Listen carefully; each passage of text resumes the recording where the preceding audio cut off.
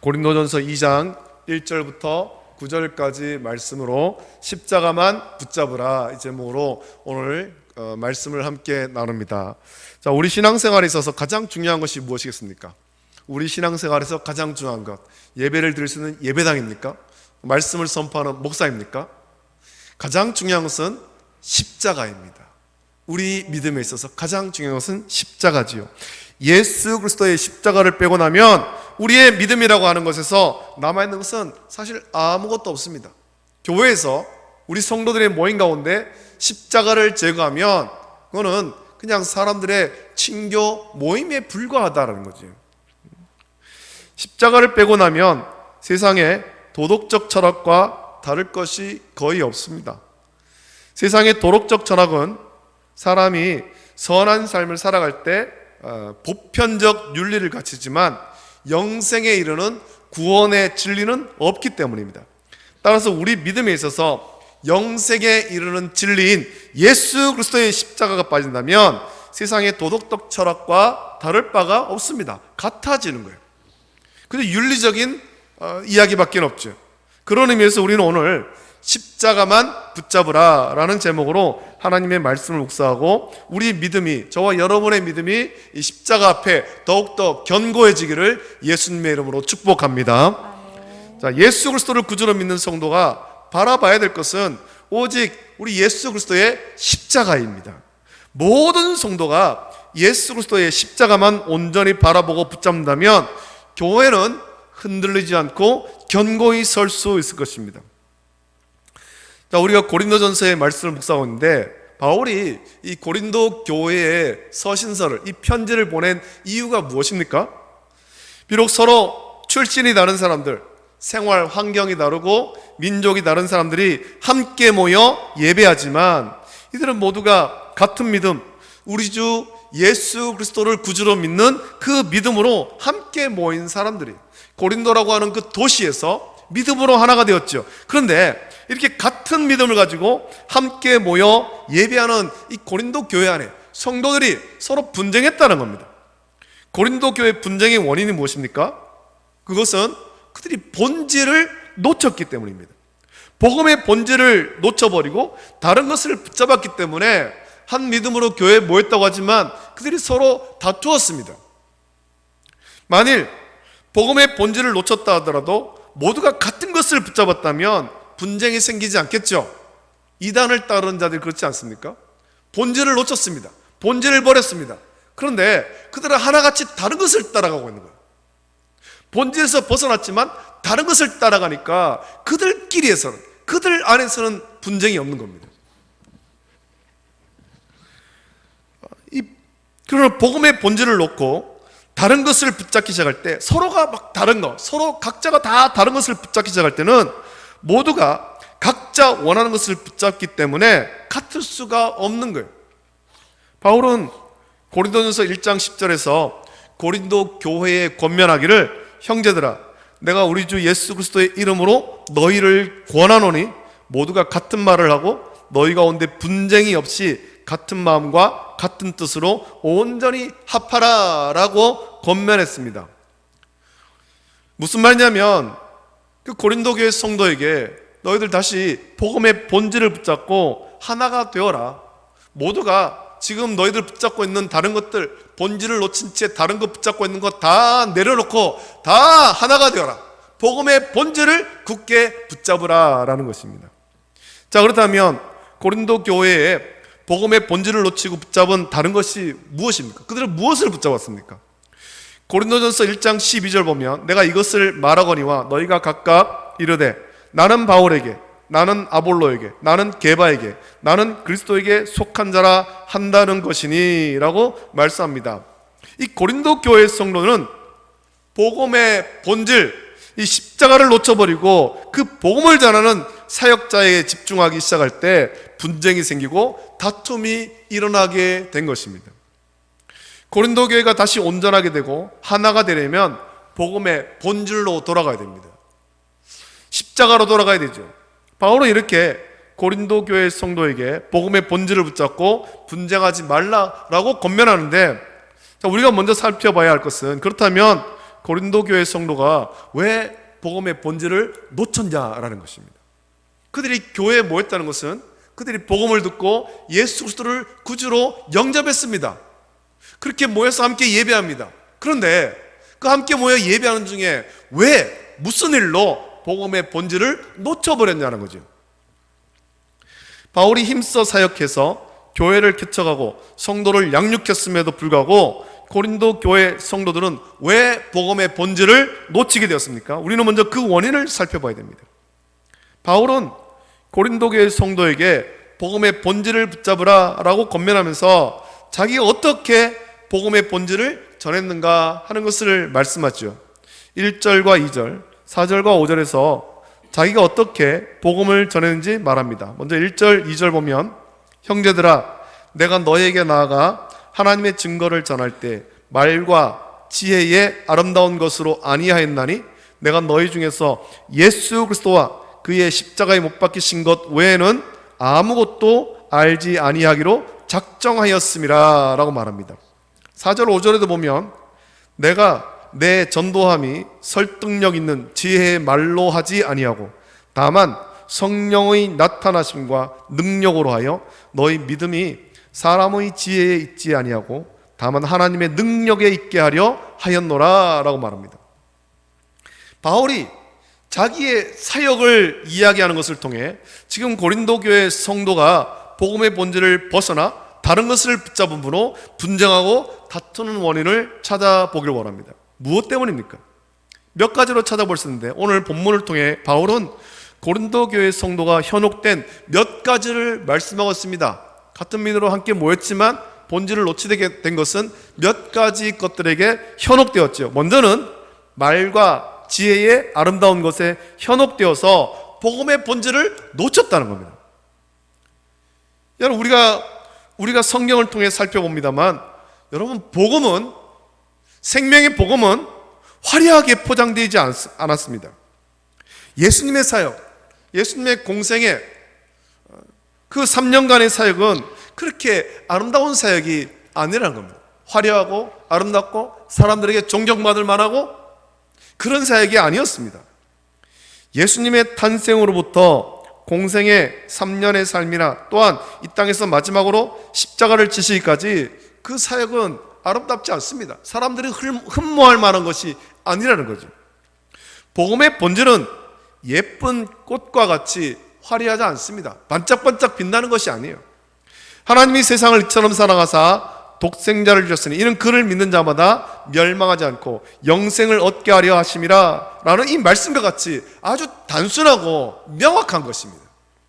이 단순하고 명확한 복음이 선포되고 성령께서 역사하시면 사람이 변화되는 겁니다. 성경이 믿어지게 되고 예수 그리스도를 나의 구주로 믿게 되는 거예요. 이 명확한 복음, 이 명확한 복음을 붙잡고 성령을 의지하면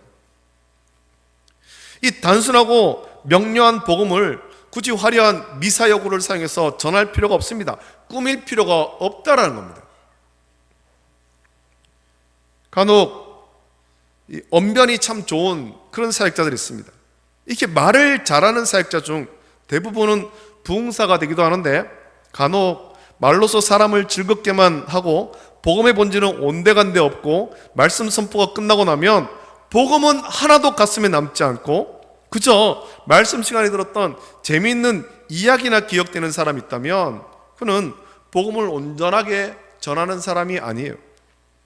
재미없고 무미건조하더라도 복음의 핵심 예수 그리스도의 십자가만이 선포되어야 됩니다. 고린도 교회 성도들은 말과 지혜의 아름다운 것, 설득력 있는 지혜의 말, 사람의 지혜에 미혹되어서 이 복음의 본질을 놓쳐버리고 그렇게 말 잘하는 사람에게 집중해서 그만 분쟁하고 다투게 된 겁니다. 자, 그렇다면 무엇이 복음의 본질입니까? 그리고 그것은 어떻게 전해야 되겠습니까? 우리가 복음의 본질에 대해서 여러 번 말씀을 들었습니다. 바울은 1절 말씀에서 하나님의 증거라고 말하고 있고 2절에는 예수 그리스도와 그가 십자가에 못 박히신 것이라고 말하고 있습니다. 여러분 이것이 복음의 본질이지요. 하나님이 우리를 사랑하셔서 독생자 예수 그리스도를 이 땅에 성육신하게 하셔서 예수 그리스도께서 우리의 모든 허물과 죄를 대신 지시고 십자가에 못 박히신 것, 그래서 그 예수 그리스도를 우리가 구주로 믿으면 구원받는 것입니다. 예수님이 나 대신에 죽으셨음을 믿으면 구원받는 거죠. 이것이 복음의 본질입니다. 여러분, 이 복음의 본질은 복잡하지 않습니다. 자, 그렇다면 이렇게 단순하고 명확한 복음을 전할 때 우리가 어떻게 전해야 되겠습니까? 먼저 복음의 본질에 집중하지 못하게 하는 말과 지혜의 아름다운 것과 설득력 있는 지혜의 말과 사람의 지혜로 할 것이 아니라 오직 이 복음을 전할 때 성령의 나타나심과 능력으로, 그리고 하나님의 능력으로 전하는 것입니다. 나의 능력으로 하는 것이 아니라 성령의 능력으로 복음을 선포하는 거예요. 복음을 전하는 거예요. 여러분, 온전한 성도, 온전한 제자는 자기를 드러내지 않습니다. 여러분, 우리는 우리를 드러낼 것이 아니라 우리의 삶을 통해서, 또 우리 예배를 통해서 드러나야 되는 것은 오직 예수 그리스도인 것입니다. 아무리 복음 전파를 잘하고 유명한 사역자를 하더라도 그 사역자는 사라지고 오직 예수 그리스도만 나타나야 되죠.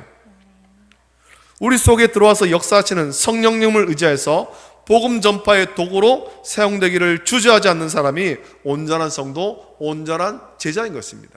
여러분, 우리는 온데간데 없이 사라지고 오직 복음만, 십자가의 복음만 남아야 되는 거예요.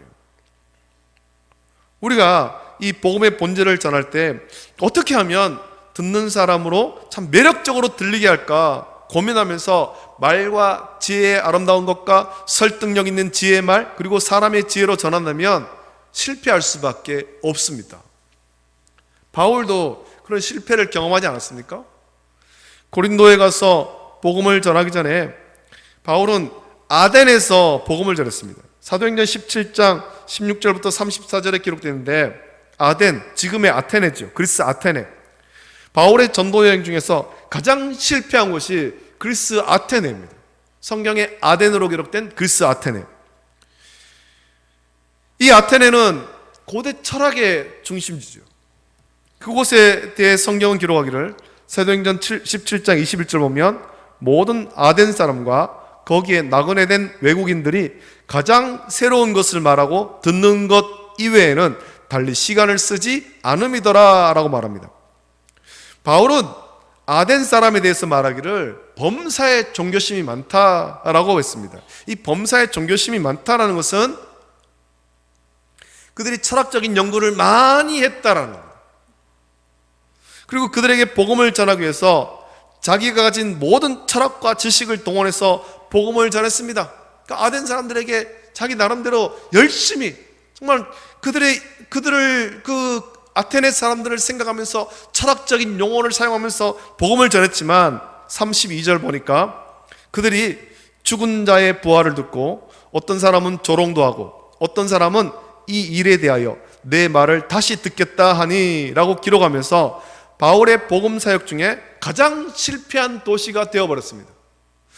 바울은 최선을 다해서 자기가 가진 철학적 지식을 다 동원해서 그런 어떤 지혜로운 그 말, 사람의 지혜로운 언어를 동원해가지고 복음을 전했지만 그리스 아덴은 바울의 사역 가운데 가장 실패한 사역이죠.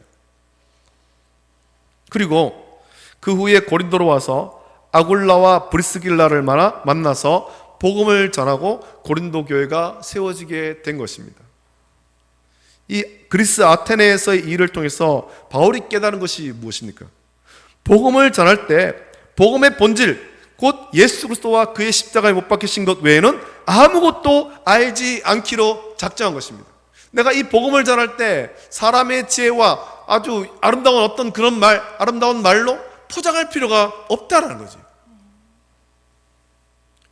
인간을 구원하시는 하나님의 은밀한 지혜는 사람의 말과 지혜로운 아름다운 것, 설득력 있는 지혜로 깨닫는 것이 아니다라는 것을 아덴에서의 실패를 통해 바울은 깨달은 것입니다. 이 복음을 깨닫는 것은 성령께서 깨닫게 하시는 것이지 내가 아름다운 말로 전한다고 되는 것 아니다. 나는 그저 단순하고 명확한 이 복음, 예수 그리스도의 십자가, 이것을 전하면 성령께서 역사하셔서 그들로 하여금 성경이 믿어지게 하고 예수 그리스도를 구주로 믿게 한다라는 것입니다. 할렐루야. 아멘. 복음을 이렇게 전하는 거예요. 그래서 우리가 복음을 전할 때 많이 배운 사람, 학력이 높은 사람, 그런 사람만 복음 전하는 것이 아니라 많이 배우지 못해도 우리가 복음을 전할 수가 있는 것입니다. 누구나 복음을 전할 수 있습니다. 그리스도의 십자가만 전하면 되는 것입니다. 나머지는 성령께서 하시는 거예요.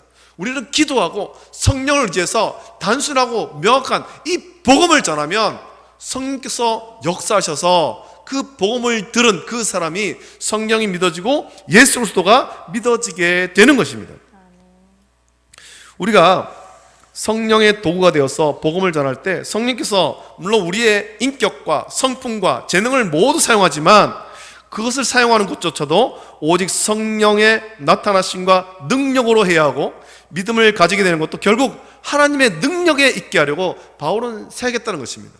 여러분 생각해 보십시오. 우리가 누구에게 복음을 전할 때 한 사람이라도 우리가 그 사람을 내 힘으로 예수님을 믿게 할 수가 없습니다.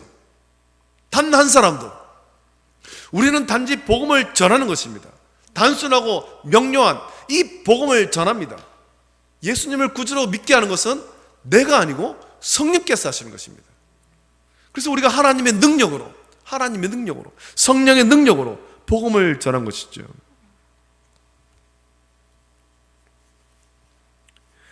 우리가 말과 지혜의 아름다운 것이나 설득력 있는 지혜의 말과 사람이 지혜를 버리고 복음을 전할 때 듣는 사람이 어떻게 복음의 본질을 깨달을 수 있겠는가? 이 오묘한 진리, 하나님께서 세상을 사랑하사 독생자를 이 땅 가운데 보내시고 그 예수님께서 십자가 밖에 죽으심으로 누구든지 그 예수님을 믿으면 멸망하지 않고 영생을 얻는다고 하는 이 오묘한 진리를 어떻게 깨달을 수 있는가? 바울은 아덴에서 실패한 후에 그런 화려한 기술을 버리고 단순하고 명확한 복음의 본질만 전하려고 애썼습니다.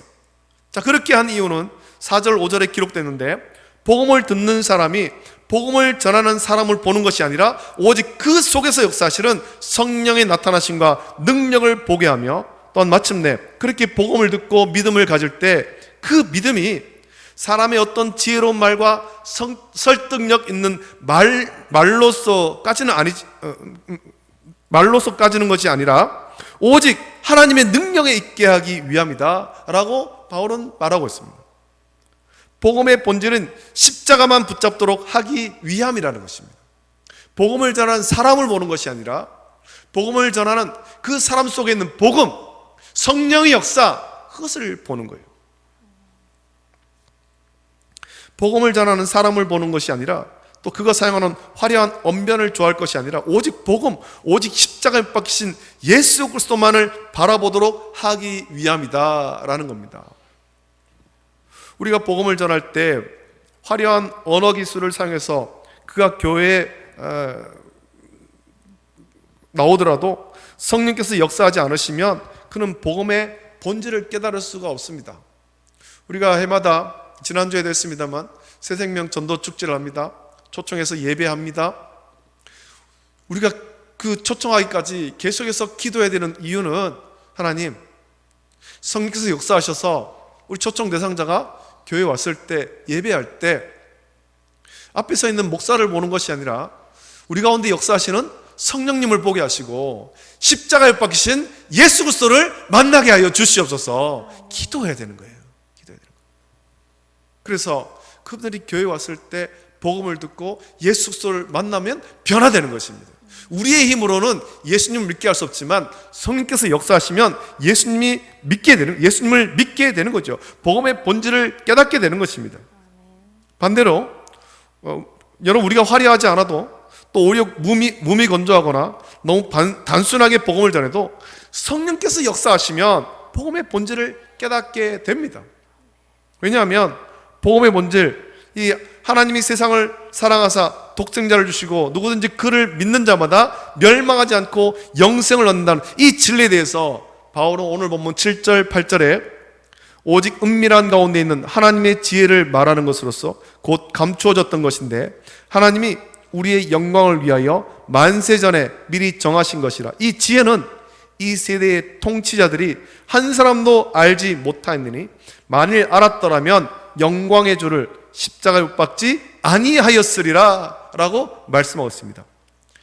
복음의 본질, 십자가의 대속은 세상의 지혜로 깨달을 수 있는 것이 아닙니다. 이것은 심오한 하나님의 지혜이기 때문에 성령의 능력으로만이 깨달을 수 있고 하나님의 능력으로만이 믿을 수 있는 겁니다.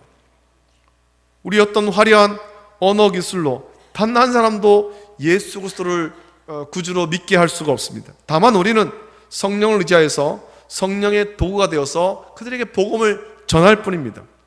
화려하진 않지만 성령을 의지해서 우리가 가진 지식과 재능과 은사를 들여 복음을 전하는 거예요. 그리고 그렇게 복음을 전할 때 오직 복음의 본질인 예수 그리스도의 십자가만이 드러나도록 전해야 될 것입니다. 우리가 먼저 예수 그리스도의 십자가만을 붙잡고 복음을 전한다면 성령께서 우리 가운데 역사하셔서 복음을 전파하실 것이고, 또한 우리를 통해서 복음의 본질을 들은 그들 또한 같은 복음의 본질 예수 그리스도의 십자가만을 붙잡는 온전한 성도가 될 겁니다. 원하기는 오늘 이 자리에서 예배하는 또 우리 교회, 우리 월배 중부교회에 속한 우리 모든 성도가 지금까지 잡고 있었던 그 어떤 것들 다 내려놓고 다 버리고 오직 복음의 본질 예수 그리스도의 십자가만 굳게 붙잡기를 예수님의 이름으로 축복합니다. 아멘. 여러분, 복음의 본질은 예수 그리스도의 십자가만 붙잡는 성도들이 모여서 함께 하나님께 예배할 때 그 교회는 성령의 충만함 받고 성령께서 역사하시는 교회가 되어서 온전한 교회, 온전한 성도가 되는 것입니다. 우리 교회가, 우리 월배 중부교회가 그렇게 복음의 본질인 예수 그리스도의 십자가를 붙잡고 성령을 의지함으로 온전한 교회가 다 되기를 예수님의 이름으로 축복합니다. 아멘. 기도하겠습니다. 걸어가신 아버지 하나님, 사랑과 은혜를 감사드립니다. 아버지 하나님, 오늘도 고린도전서에 있는 말씀을 묵상합니다. 이 말씀을 함께 나누며 우리 교회가 또 우리 모든 성도가 하나님 기뻐하시는 교회, 하나님께서 기뻐하시는 온전한 성도의 믿음의 삶을 살 수 있도록 은혜를 부어 주시옵소서.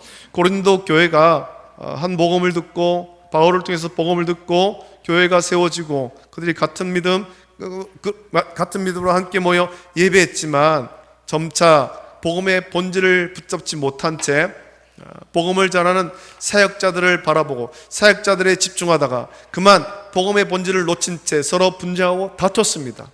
이런 모습이 오늘 우리 가운데도 많이 있습니다. 아버지 하나님, 우리 교회가 지금까지 붙잡고 있던 복음의 본질이 아닌 헛된 것들 다 버리게 하시고 오직 순결한 복음, 십자가의 복음, 예수 그리스도만 온전히 붙잡게 하여 주시옵소서. 아버지 하나님, 화려하지는 않더라도 단순하고 명확한 이 복음, 예수님께서 우리를 사랑하여 십자가에 박혀 죽으심으로 우리가 죄에서 구원받았다는 이 명확한 복음을 끝까지 붙잡고 성령을 의지하여서 믿음의 삶을 살 수 있도록 인도하여 주시옵소서.